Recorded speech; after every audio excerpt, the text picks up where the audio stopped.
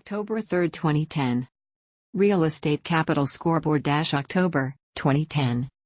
Chicago, Illinois, October 3, 2010. Benchmark indices declined about 30 basis points in September. However, mortgage rates taking a steady course as funding sources demand yield despite the recent movement in treasuries.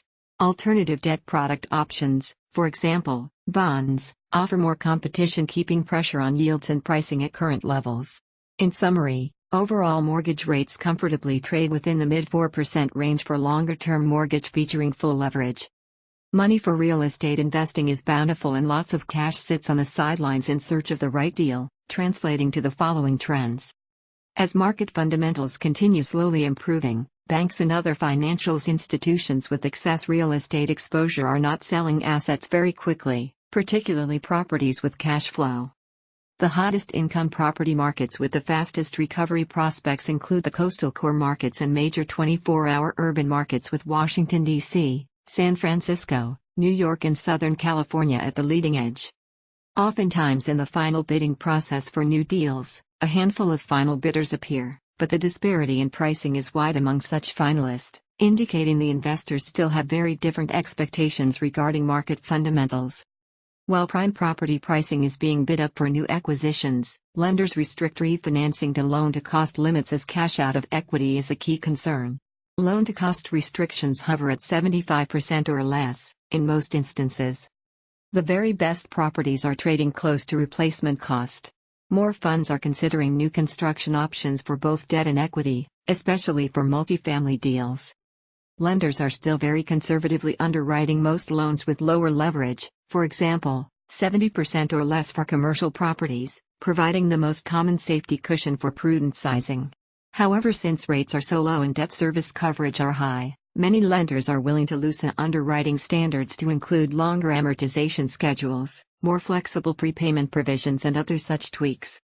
Gene Peck, executive director of the Real Estate Capital Institute, notes that the pent-up demand for higher quality real estate leaves a huge vacuum in the non-core property and market sectors. She adds, eventually, the older properties in tertiary markets may witness pricing appreciation and funding demand, as many investors are priced out of the core deals.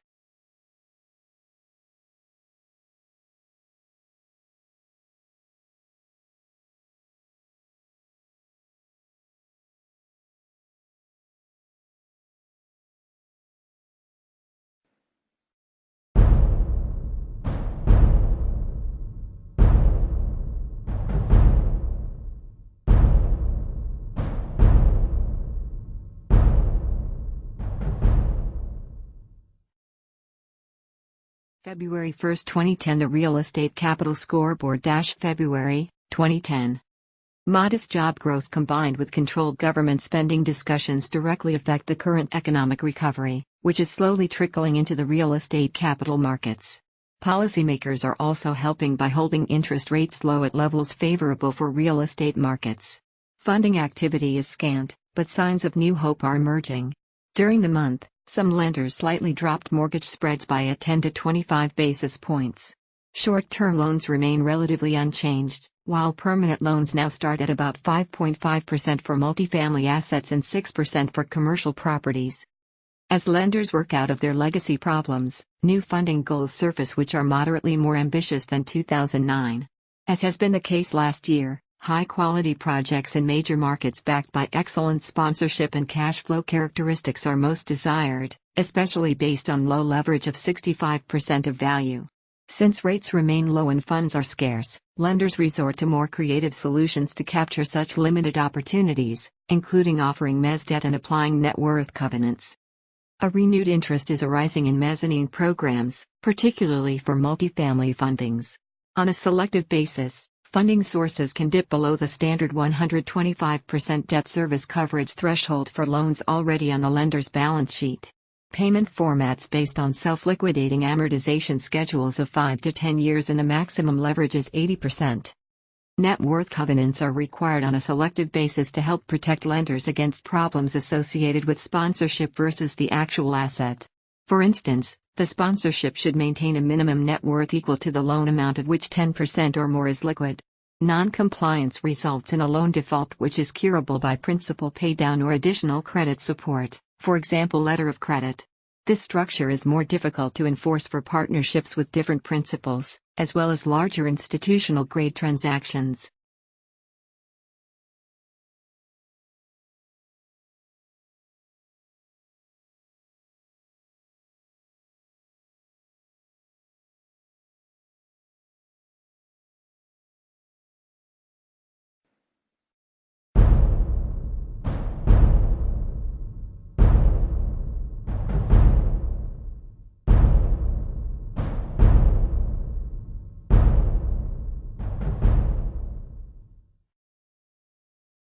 March 2, 2010. The Real Estate Capital Scoreboard - March, 2010. Chicago, Illinois, March 2, 2010. A painfully slow rebound ignites mild excitement in select sectors of the income property realty markets. Sparks of hope kindle the industrial and housing sectors as most investors sense the bottom is near, or within the near horizon. Choice retail properties also suggest a recovery as consumers cautiously return to stores.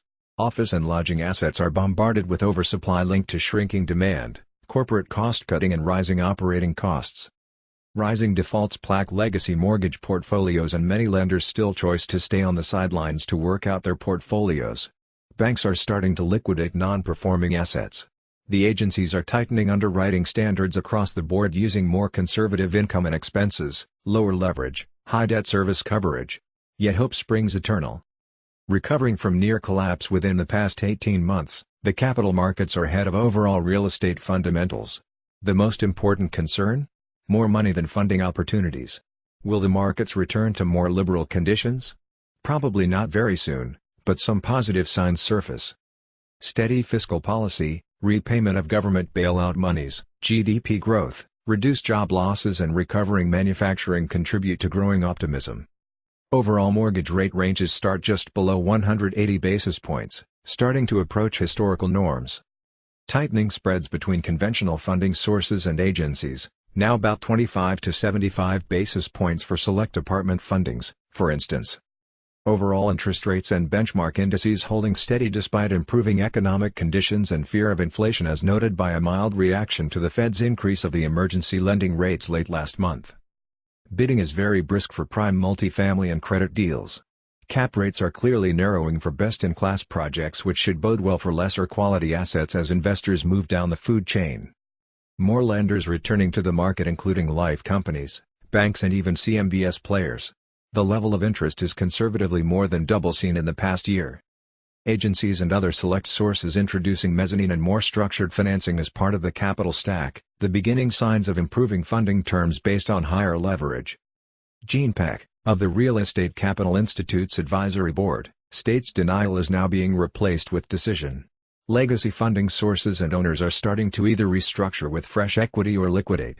2010 looks more like a year of action. She predicts, we should have a very good feel of momentum by mid-year.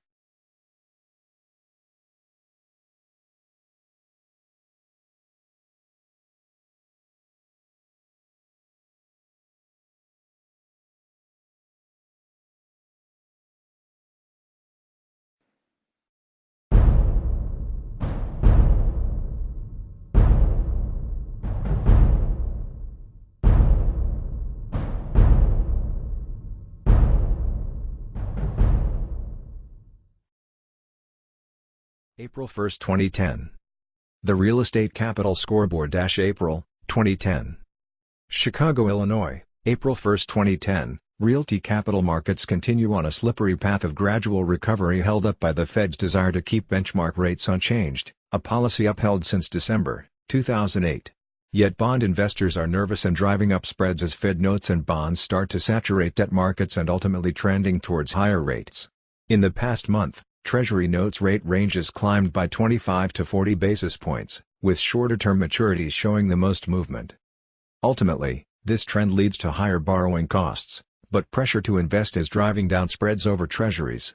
Bank cost of funds are still at record low levels, but legacy deals and loan workouts take front stage. Therefore, new construction and higher leverage funding are still problematic for short-term fundings. As for longer-term permanent loans, life companies, select CMBS lenders and pension funds are selectively returning to the realty capital markets, but in incremental steps. Agency lenders remain firmly committed to multifamily lending, about 85% market share. Loan underwriting tweaks are now the norm as these lenders want to differentiate themselves in capturing funding opportunities from a limited pool of qualified projects. Tweaks include: typical bank deals are structured with very attractive spreads over LIBOR, for example, 350 bits per second. However, floors are formulated on the base calculation, LIBOR floor of 1.5%, effectively raising the rate to a base of 5%, for instance. These floors are starting to be lowered as banks compete more. Mezzanine loans are now bundled with agency debt, with leverage in excess of 80% becoming commonplace for higher quality multifamily loans. Loans that are 100% or more above value are known as pretend and extend situations, where lenders are losing hope of full principal recovery.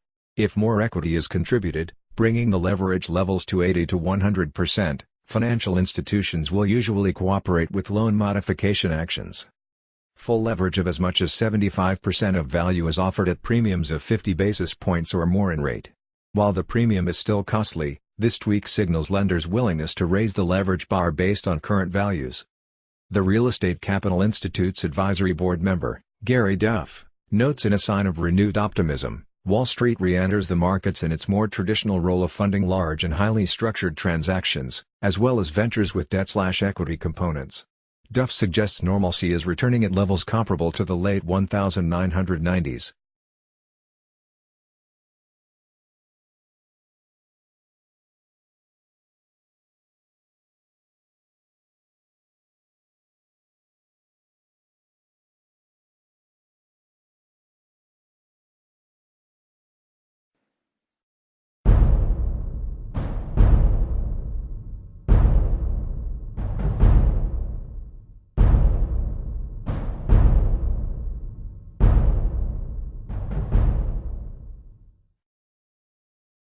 May 5, 2010. The Real Estate Capital Scoreboard May 2010. Chicago, Illinois, May 5, 2010. Capital continues to flooding the markets and few attractive investment opportunities surface. While many investors see improving conditions for funding, preserving cash flow remains tantamount. Evolving realty capital market trends include: capital, both debt and equity, are both back at levels well above 2009 lows. Yields are rapidly compressing and good quality projects capture substantial interest, with 30 to 50 bidders not being unusual. Yet, unsecured funding for private developers still somewhat limited, while public funds have ample access. Projects in second-tier markets, or without cash flow, remain dormant. Funding sources: banks will save deals with negative basis, if borrower is a solid and responsive sponsor willing to commit some level of additional liquidity. Otherwise, land and other non-cash flowing assets will be liquidated over the next few quarters. Also, newly recapitalized banks, no legacy issues, are starting to advertise debt for income properties. Meanwhile, life companies increase leverage to 70% or more, and multiple CMBS players are back in action. Fresh faces, foreign buyers, including Canadian, Asian and European buyers, are bargain hunting for properties, as well as financial institutions.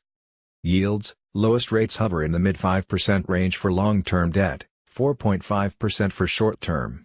Core investments attract unleveraged returns in the higher single range, while more entrepreneurial investors are trying for 15% returns, but finding very limited buys in a crowded buyer universe.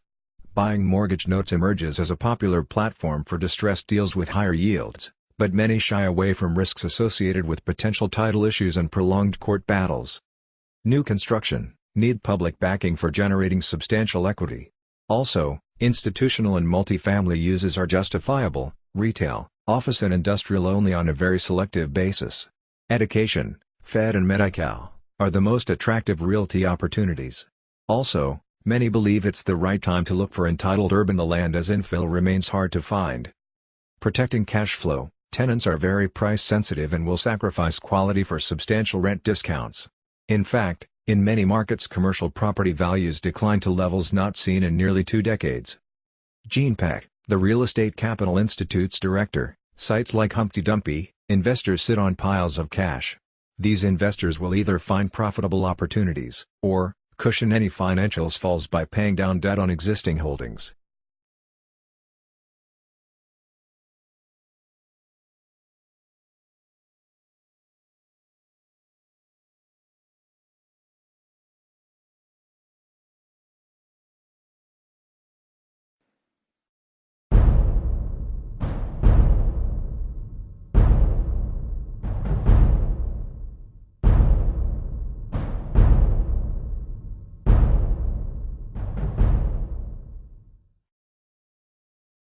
June 5, 2010. The Real Estate Capital Scoreboard. June 2010. Chicago, Illinois, June 7, 2010. More positive news on the realty capital front as recovery from the current downturn is recapitalized by funds which were raised prior to commercial mortgage product being more widely available. Funding demand is readily available for freshly originated capital underwritten to currently more stringent standards. In particular, many non-investment grade credit funds desire new commercial mortgage exposure as secondary market spreads have rallied. How does revived realty capital market translate to property-level funding kinetics? New benchmarks, the debt yield, in place NOI divided by total debt, has now emerged as a popular underwriting index. This index provides a quick gauge of the debt payment cushion, similar to the debt coverage ratio. For example, 9.5% to 10% was common yield and during the market peak, 2007 to 2008, now the index falls within the 11 to 12% for most types of permanent loans. Favorite fives, the number 5 seems to be the most favorite digit for tweaking deals. Funding sources use the number 5 in many different underwriting scenarios including 5% more leverage, 70% versus 65% LTV, 5% less debt coverage, 120% versus 125%, 5 years more in amortization, 25 years versus 20 years, and 5% more occupancy in improving markets, 90% versus 85%. Floors, in select cases, lenders reduce, or even eliminate, floors and rate protection for floating rate loans on shorter-term debt, for example, 5 years or less. Rate protection can be waived for lower leverage loans, generally 50% or less.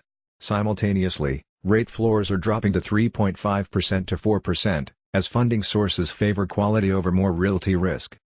Thinking outside the box, new market tax credits, private placement offerings, for example, CIS-sanctioned DB5 Foreign Nationals Program, Recovery Act funds and other non-conventional funding vehicles are gaining attention, especially for new construction projects requiring substantial subsidies and equity capital. Such funds can be used for more challenging assets including senior housing, retail and mixed use as well as lodging properties. Available on a select basis and in very focused areas, these programs are highly technical and therefore require substantial consulting expertise for processing.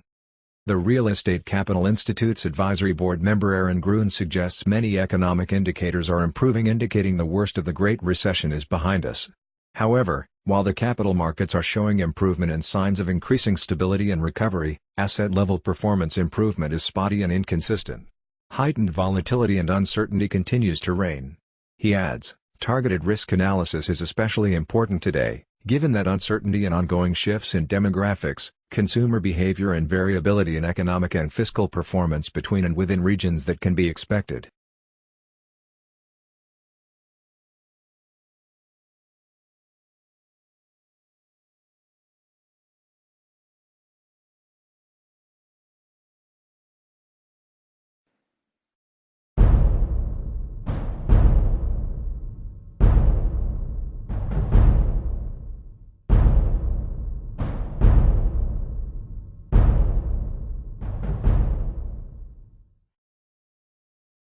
July 7, 2010. The Real Estate Capital Scoreboard. July 2010. Chicago, Illinois, July 7, 2010. As stock markets slide downwards, Treasury rates follow suit with 5 and 10-year yields rounding down about 30 basis points lower from June, below 2% and 3%, respectively. Combined with dropping spreads, borrowers are now enjoying fixed rates in the 4% to 5% range for lower leveraged loans. Floating rate loans stay attractive, sometimes below 4%, as fears of inflation dissipate for the time being. Oversupply of funds being mismatched against a much sought-after supply of higher quality funding opportunities is the theme for much of 2010. However, this issue is ever more pronounced as lenders are under more pressure to fund such assets. Unlike the past 2 years, the real estate capital markets are more stable as fresh transactions established new value benchmarks, helping to remove valuation uncertainty from the underwriting process. Look to a flurry of aggressive lending at the end of the summer, when most capital sources realize production levels are inadequate. While still trying to maintain underwriting discipline, lenders seek creative funding solutions. For the most part, lenders continue to impose floors to dampen yield erosion. The yield dams, however, will break as more monies flood the market. Expect longer amortization schedules, returning to 30 years, leverage approaching 75% or greater, and funding flexibility such as partial fundings and forward delivery loans. However, debt service coverage will remain at about 125%, since rates are relatively low. The Real Estate Capital Institute's director, Jean Peck, expects qualified borrowers are fast gaining the upper hand in negotiating debt. Low rates combined with more attractive leverage translate to fantastic cash flow opportunities. Adding, however, the equity markets see such competitive financing as reasons to maintain solid pricing, as refinancing remains a very real option versus liquidation.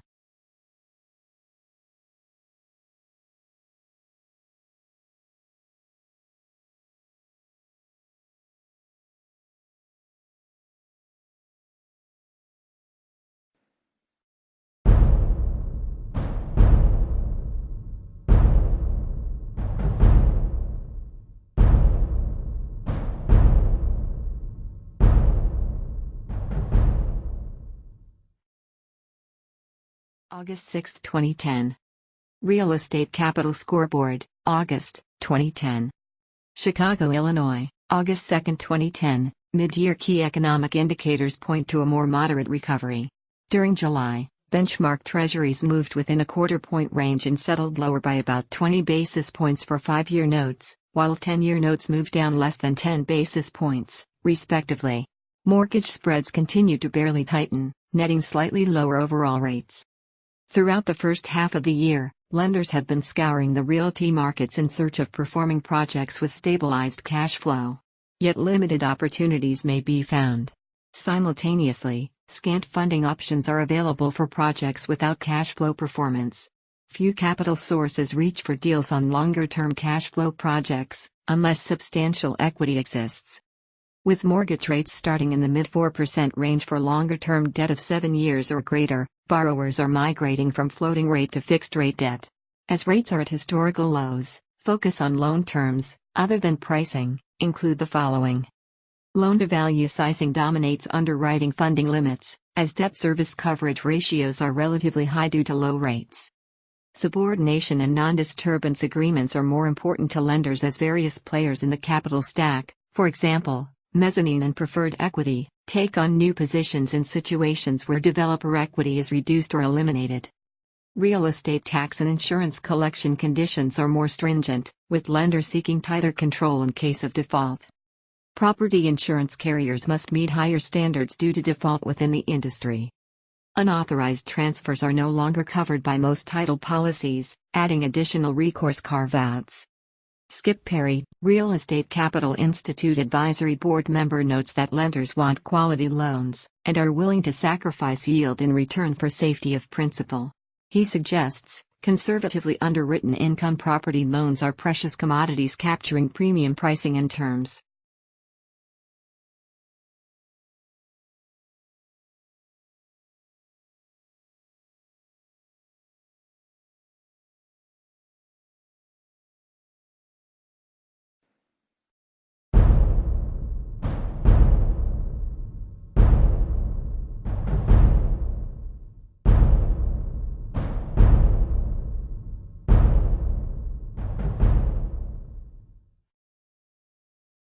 September 9, 2010.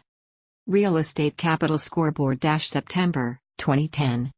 Chicago, Illinois, September 9, 2010. The summer season ended with Treasury yields declining, but returning to levels of the previous month.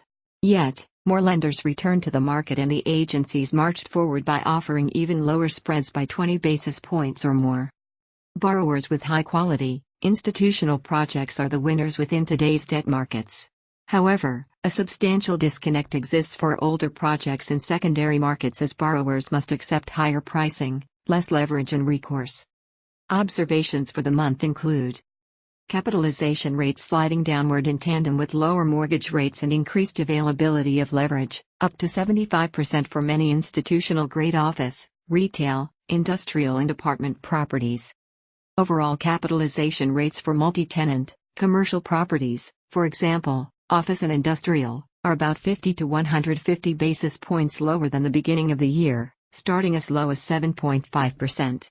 On the other hand, Credit tenant commercial properties with longer-term leases can trade below 7%. Multifamily cap rates often are bid down below 7% for core plus assets and can dip well below 6% for prime quality properties in major markets. Investors bid up sub-performing properties and economic recovery looms on the horizon, particularly true for lodging properties. As has been the case for most of this quarter, rates are at their lowest levels since the 1960s. More banks and life companies re-enter funding landscape as balance sheets are being cleaned up. Expect greater bidding on the right quality assets. According to Jim Postweiler, advisory board member of the Real Estate Capital Institute, a substantial disconnect exists between available product and optimal debt pricing. He notes, funding sources are still selective, but will provide very attractive terms if conservative leverage is sought.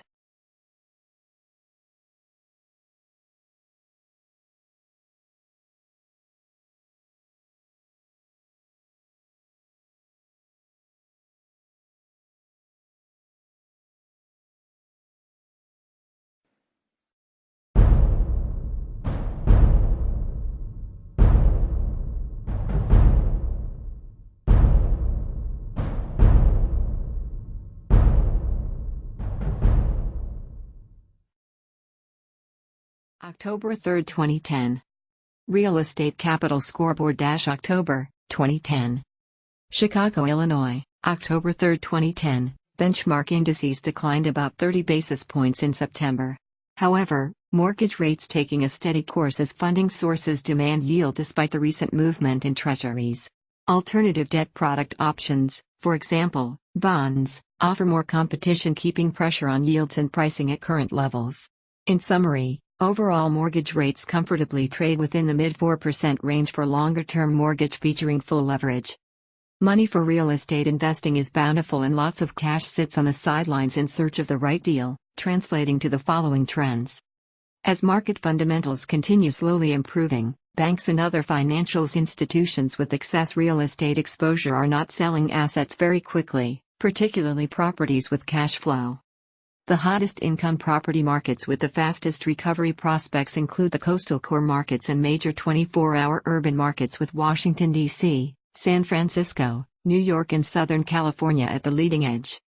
Oftentimes in the final bidding process for new deals, a handful of final bidders appear, but the disparity in pricing is wide among such finalists, indicating the investors still have very different expectations regarding market fundamentals. While prime property pricing is being bid up for new acquisitions, lenders restrict refinancing to loan-to-cost limits as cash out of equity is a key concern. Loan-to-cost restrictions hover at 75% or less, in most instances. The very best properties are trading close to replacement cost. More funds are considering new construction options for both debt and equity, especially for multifamily deals. Lenders are still very conservatively underwriting most loans with lower leverage, for example, 70% or less for commercial properties, providing the most common safety cushion for prudent sizing. However, since rates are so low and debt service coverage are high, many lenders are willing to loosen underwriting standards to include longer amortization schedules, more flexible prepayment provisions and other such tweaks. Gene Peck, executive director of the Real Estate Capital Institute, notes that the pent-up demand for higher quality real estate leaves a huge vacuum in the non-core property and market sectors. She adds, eventually, the older properties in tertiary markets may witness pricing appreciation and funding demand, as many investors are priced out of the core deals.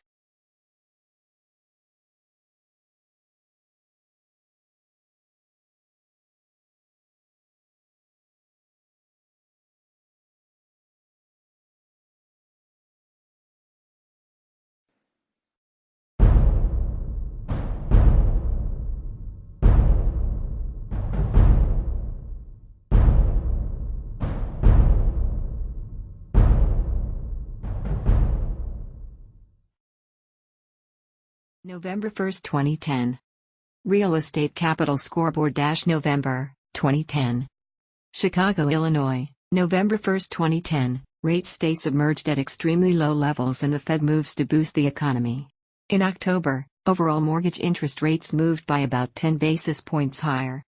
More signs of economic recovery in the commercial property markets as experts report flattening vacancy rates and greater cost savings from operations. Other economic indicators influencing the real estate capital markets include: new construction of housing dipped to a historic bottom, per the U.S. Census Bureau. An ongoing trend of reduced home ownership, from near 70% to the historical norm of 60%, contributes to reduced housing starts levels not seen since World War II. Such statistics bode well for multifamily properties. But caution is in the air. The cost of home ownership is now more affordable than renting in many markets, indicating the residential markets are near the bottom. Construction costs are lower by at least 5 to 10%, particularly hard costs. However, as more projects are announced, expect the cost savings will be short-lived. Developers with economically justified projects that are ready to be launched in the near future will be the winners in this game. Interest rates are expected to remain low for next 12 to 18 months. Rates will increase with inflation, which won't move until job creation occurs. Thereafter, many investors feel rates will be noticeably higher within 5 years and that any asset financings obtained today will add substantial value. Further pricing pressure on core assets as a weaker US dollar brings more overseas investor appetite. Foreign investors, already accustomed to lower returns, are more likely to bid on US core real estate when the dollar is weak. The Real Estate Capital Institute's advisory board member, Randall Dawson suggests, projection for a stabilized economy is 2013 when most of the CMBS issues in real estate bank debt is expected to clear the system. Mr. Dawson also states, by this time, the economic growth will further fuel more demand for commercial realty investments, both existing and new construction.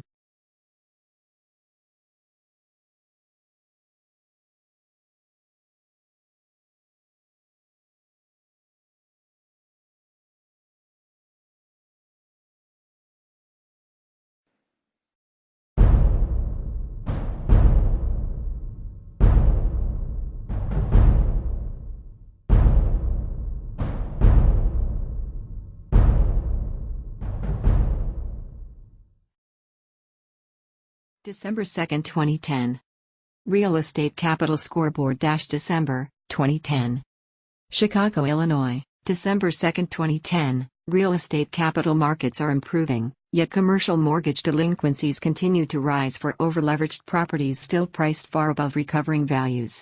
Statistics vary by property type, location, leverage, and other underwriting metrics, but clear signs portend more loan performance issues for next year and beyond. November's capital market performance ended with more rate increases as 5-year treasuries increased by over a half point and 10-year rates by over a quarter point. Shorter-term rates remained relatively flat. MBS spreads continue to widen as buyers of MBS remain on the sidelines and lender offerings increase as the year-end approaches. On the positive side, the midterm elections, improving employment, and a stock market rebound all bode well for the commercial real estate sector, including the following observations. Investor yield expectations still off target versus seller liquidity and profit/loss parameters. Sales momentum remains low, yet quality core assets are very competitive due to scarcity. Available distressed/foreclosed properties much lower than originally anticipated as most banks still write down loans, perform workout and blend/extend in preparation of monetizing their holdings. However, 2011 and 2012 should offer more inventory for sale as banks aggressively move to clear their balance sheets with an improving economy. Single-tenant, credit properties enjoy dramatic price resurgence in direct correlation with improving corporate performance, similar to pre-recession levels. Banks are getting healthier, but access to credit is still very tight. Observation: sponsorship net worth is an ongoing concern within the lending community, especially with the agencies. Lenders require at least 10% of the loan amount in liquidity, cash, marketable securities.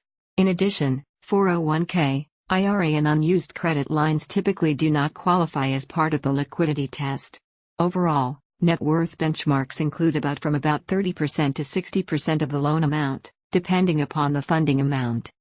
Gene Peck, Executive Director of the Real Estate Capital Institute, advises, as we head into 2011, expect a lot more transaction volume as financial institutions want to realize more profits and finalize losses.